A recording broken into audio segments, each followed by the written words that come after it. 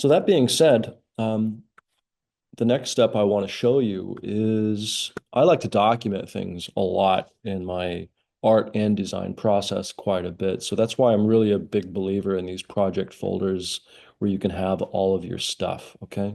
So if we click on the template graphic folder, then I went ahead and created an assets folder. Click on that. There's the discipline. The original screenshot is all the way down here. And then I cropped it, remember? So I could place it within Illustrator.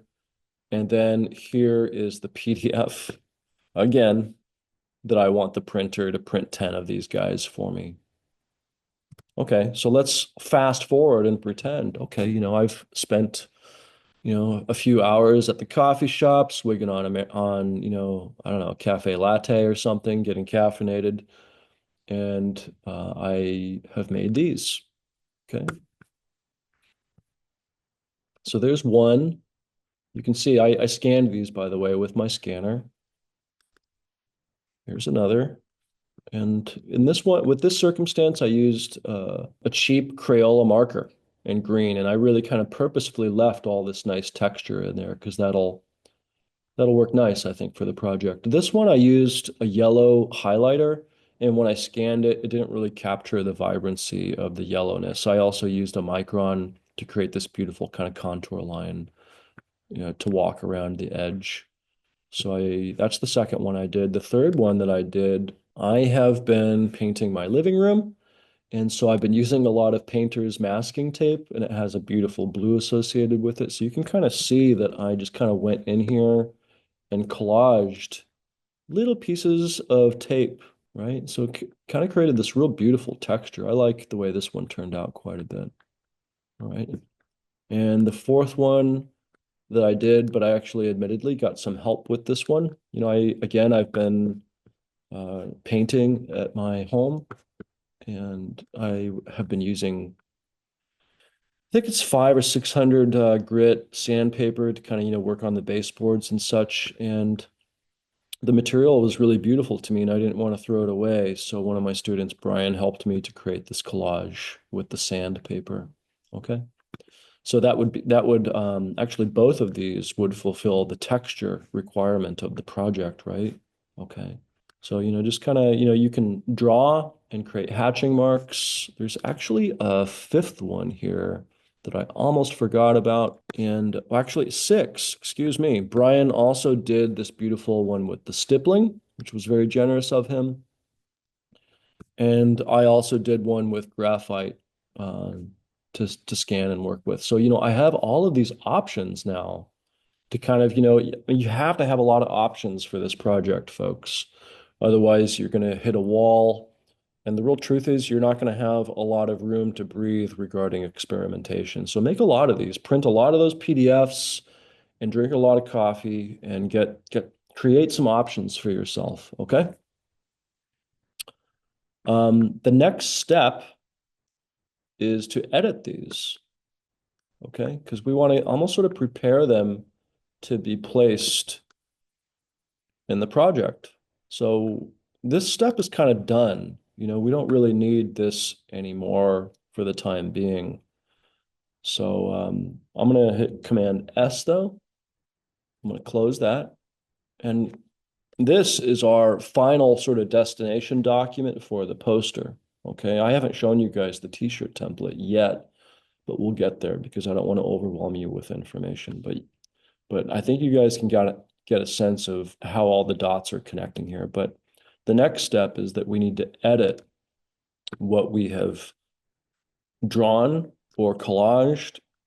We need to well, first and foremost, scan them so that you can work with them digitally. Let's try this one right here. And you can kind of see I've already been beginning scan one, and then there's a scan one PSD, but right click, open with Photoshop. Okay, I want this graphic to be by itself. I don't want this white background. And this is a little bit of a tedious process, but I actually like tedious processes in graphic design, so it doesn't bother me so much. But when you bring in this JPEG into Photoshop, the first thing I would do is come over here. You'll have a background layer, click that lock, okay? Once you click that lock, you can go up to File, Save As, and instead of saving it as a JPEG, you want to save it as a Photoshop file or a PSD file. So I'm going to call this one scan1-edit, okay? And I'm going to save it in my assets folder within the template for graphic design. So you can kind of see I'm trying to be organized with this project so I can find things later. Okay, click save. Great. Now hit E on your keyboard, and when you do that, the eraser tool will pop up. If you're not seeing like this square eraser tool, come up here to this drop down and make sure you have block eraser tool selected. They have these different types of erasers, but I would suggest using the block eraser tool today. Notice how when I drag with the eraser tool, this checker box pattern is kind of revealed, okay? And essentially what that is alpha channel or transparency, okay? So I'm just removing the white space, okay? So again, sometimes I like to do things the hard way, like if you can zoom in here and you can really be surgical. I think that's the word I like to use. You can be surgical and hold shift again with your left pinky on the keyboard, and you can etch out this document really beautifully. Okay.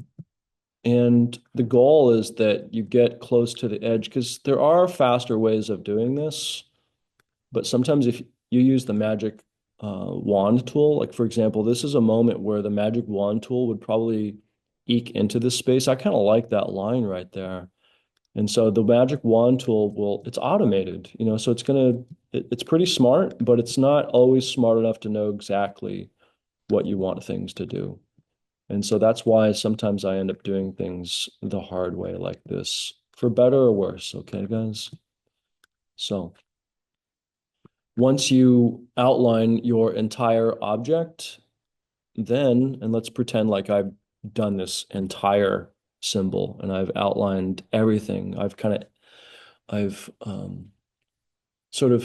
used a surgical tool to create this alpha channel boundary that I'm happy with and that's really close to the graphic or symbol itself.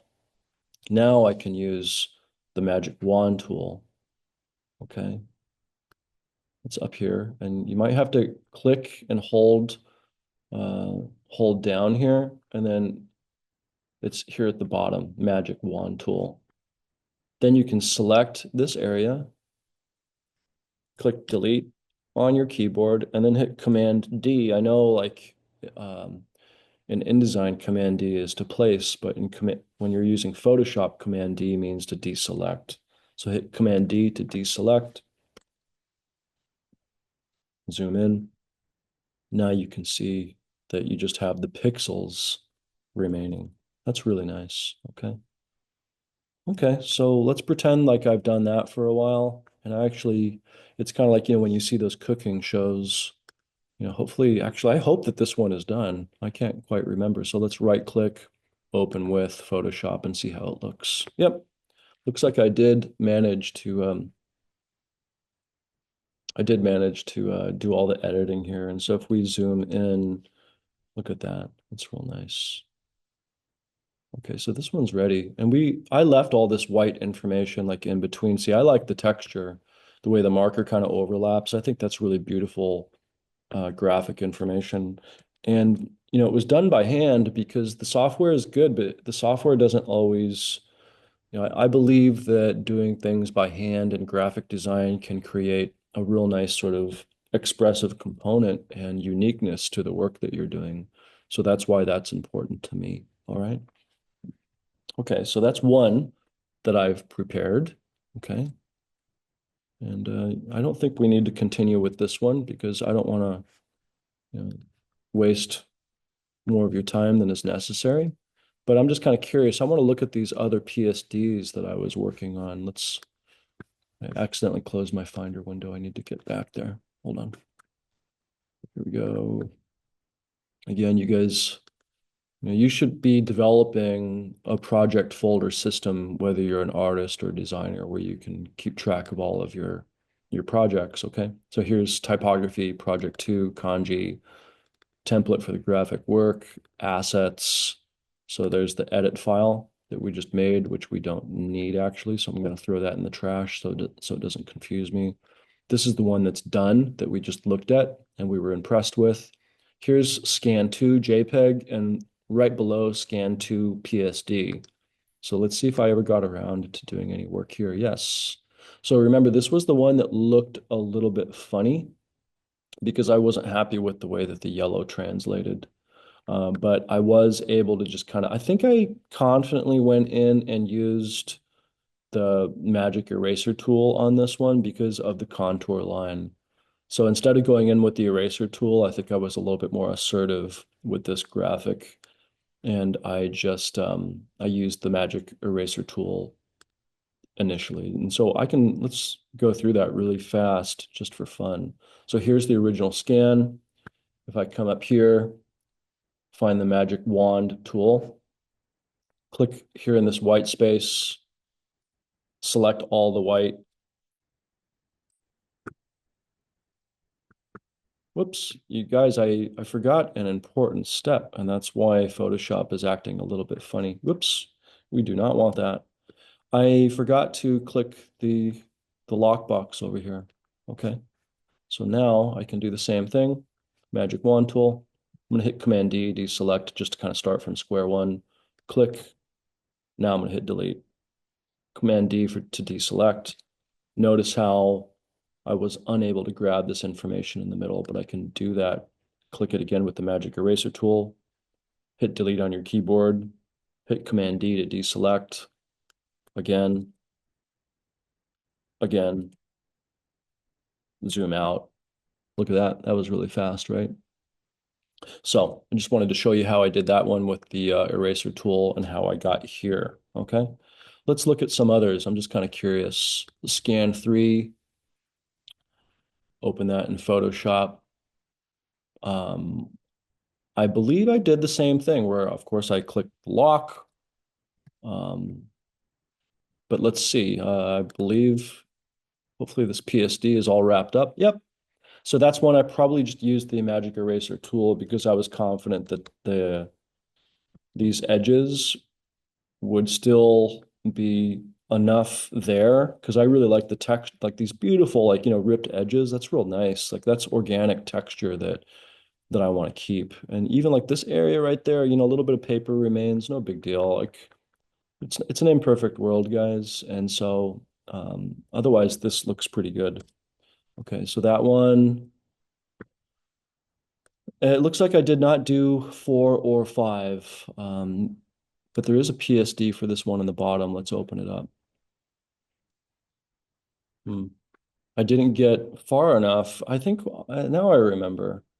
I didn't get far enough doing this one because I wanted to show you guys if I try to just click the white space with the magic wand tool and then I zoom in, notice how it's kind of eking into these spaces. And so that's an example where the magic wand tool, I think, is being a little bit too aggressive, removing information.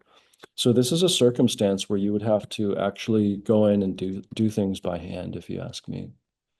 But I'll leave that up to you guys. Okay, I deliberately set up these projects so that you all can make independent decisions about what you need to be doing. All right. Okay, so I'm not gonna spend the time. It does take a little bit of time, guys. It would probably take me a good maybe 10, 15 minutes to run through and kind of etch this out. So next thing is I want to start placing these graphics. Okay, so let's kind of see what we can do. Let's use these PSDs that are already fully formed and cooked. So Photoshop, um, these are upside down the way that I scanned them. So I need to come over here to image. There we go, image rotation. Let's flip it 180. Okay. And I'm also going to suggest that we hit C to crop, and we're just going to bring these guys in a little bit more closely. Okay. Hit Command S to save. Let's do the same thing with this PSD. Image, image rotation, 180.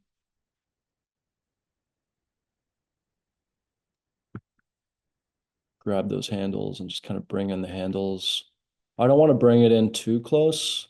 I want a little bit of room to work with because I don't want to accidentally crop any important information. If you want to, you can zoom in and take a look and see how things are looking. Uh, so I guess at some points I was, kind of going outside of the lines with the highlighter, and that's kind of nice. That's that human, organic, operation that we don't want to lose. I actually like that. So I'm going to hit the checkbox. Now I'm going to hit Command S to save. Let's use the third one too with the masking tape. Okay. So open it up in Photoshop. This one is right side up already. Guess I scanned it the right way. Now all I need to do is bring in those kind of corners.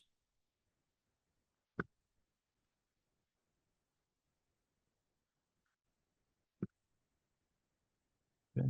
Command S. Command S is to save, of course. Okay, so now let's back up. Now let's go back.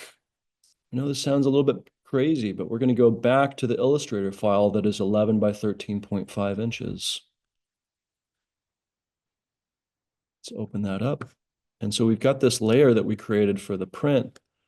Let's actually use that maybe as a backdrop for placing these, because now we're going to place the ones that you've worked on, that we cropped and we've prepared.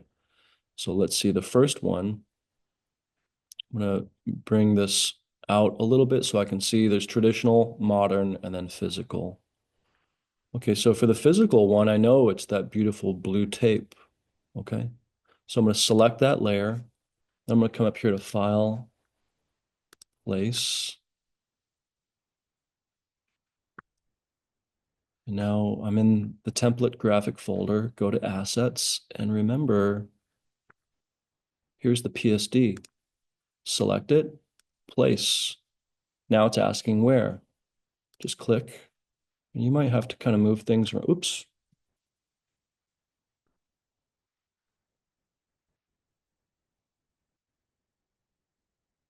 There we go.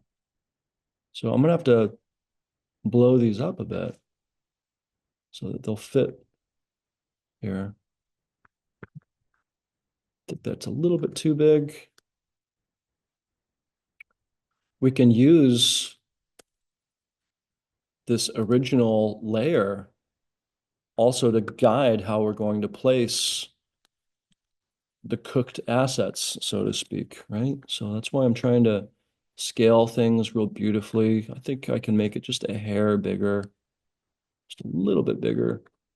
And then using your arrow cursors on your keyboard, you can sort of move things around. I think actually it's a little bit too big now. So again, just kind of massage it into place, right? Okay, I like that. I think I'm feeling good about that. It's kind of, I'm such a perfectionist. Sometimes it's hard when things don't line up perfectly, right? But that's kind of life, I suppose, most of the time. Uh, in fact, I try to remind myself, to be thankful for imperfection. Okay, that feels a little bit better. I think I can live with that. So I'm going to lock that one down. See, now I can bring it back. That's great. Whoa, that's so cool, right? Look at that. Man, I love it when the software really kind of comes together beautifully like this. Okay, so now we're going to do a traditional. And in fact, I think we have two traditionals that we could work with. But I'm going to do the green marker first. File, place.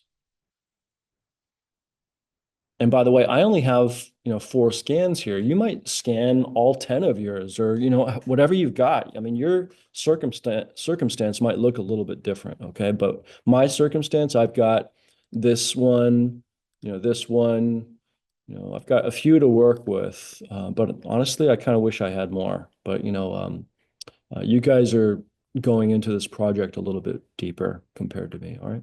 So anyway, make sure you select the PSD, not the JPEG. If you select the JPEG, look what happens. The paper is going to come along. It's just going to cover everything up.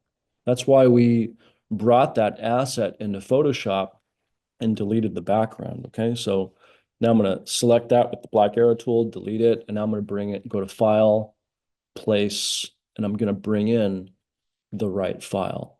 Okay, there it is, PSD. Good. Ooh, that's looking nice. Okay, let's beef up the size a little bit. I think it's a little bit too big. It's kind of cool. Look at this. Oh, wow. That almost works perfectly. That's nice. And again, you guys, it's an imperfect world. Try to get it as perfect as possible, but it just may not work out that way. But I like that. That's pretty good. So now lock that. So I've got this layer, I've got that layer, and there's this modern example too. Okay. Hmm. Thinking outside of the box here. I'm going to go back to my assets folder, see what I have to work with, because I know that this one is actually ready with the yellow. I almost kind of wish the sandpaper was ready too. Let's see if we can backtrack and get this one going. Remember, unlock it, use the magic wand tool, maybe the eraser tool first, but since I'm in a little bit of a hurry, I'm just going to click, throw caution to the wind. Then hit C for crop, bring those handles in real nice and close.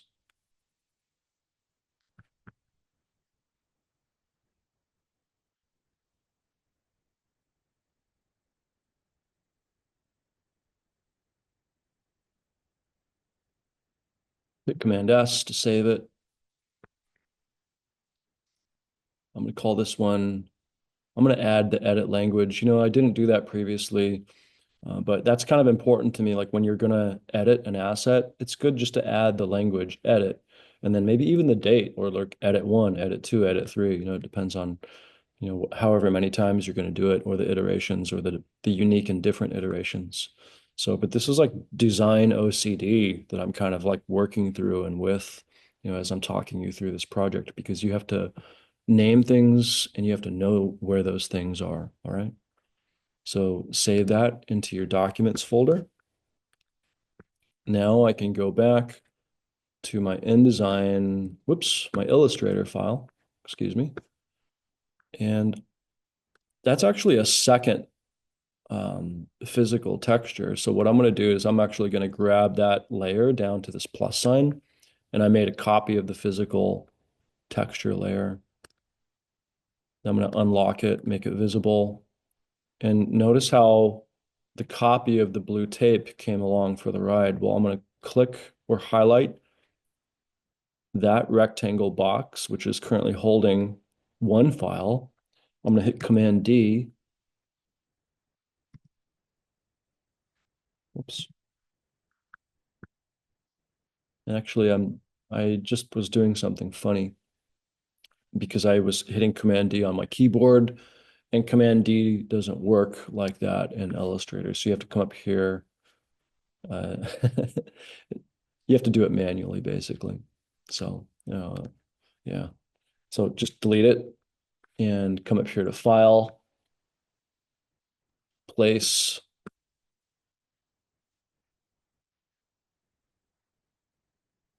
There's the edit, and let's get it all set to go. It's my understanding that basically it feels like the graphic. Let's make it a little bit. That's it. That's pretty much it. And I think the way that Brian made this, there was definitely some wiggle room. I think that's pretty much as good as it's going to get right there. And it's real nice. Okay. So lock that layer. Let's just kind of take a moment and admire the really cool work that we're doing right now. Look at, here's the physical. Here's the second physical. And here is the traditional marker that we brought in. I want to bring in one more because I want the texture, and I'm actually going to purposefully use the software to manipulate it in an interesting way. So I'll get rid of those. Oh, I actually have the fluorescent one too, which could be fun too. So we'll get to that here in a second. You guys can hear it in my voice. I'm getting kind of excited because, we're creating options for ourselves when we want to do something a little bit more experimental or quote unquote modern here, right? That's kind of what I'm teeing up here. That's what I'm teeing up. Um, so with the modern layer, I want to have this texture from this file, okay? And it's nice too because I'm not destroying the original, but I've already got this PSD file that I started, remember? So open that up in Photoshop. I'm going to use the magic eraser tool knowing that it's actually going to sort of move around in some of these crevices and do some interesting things. And then I can even go in here and do it a little bit further. Look at this. I can go in and start selecting some of these little areas. I could do it quite a bit. I mean, look at this. So you never know what's going to work to your benefit, like with the software. Like at first we were complaining that this operation was kind of behaving the way that it does, with the magic wand tool. Whoops, I don't like that one, so I'm going to undo. So, but I'm going to go in and just delete some of this information because I have an idea with the software. And you guys, I mean, this is kind of a fun moment. This not everything is always planned exactly. Sometimes these things just kind of happen, and you just have to seize the opportunity. Oops.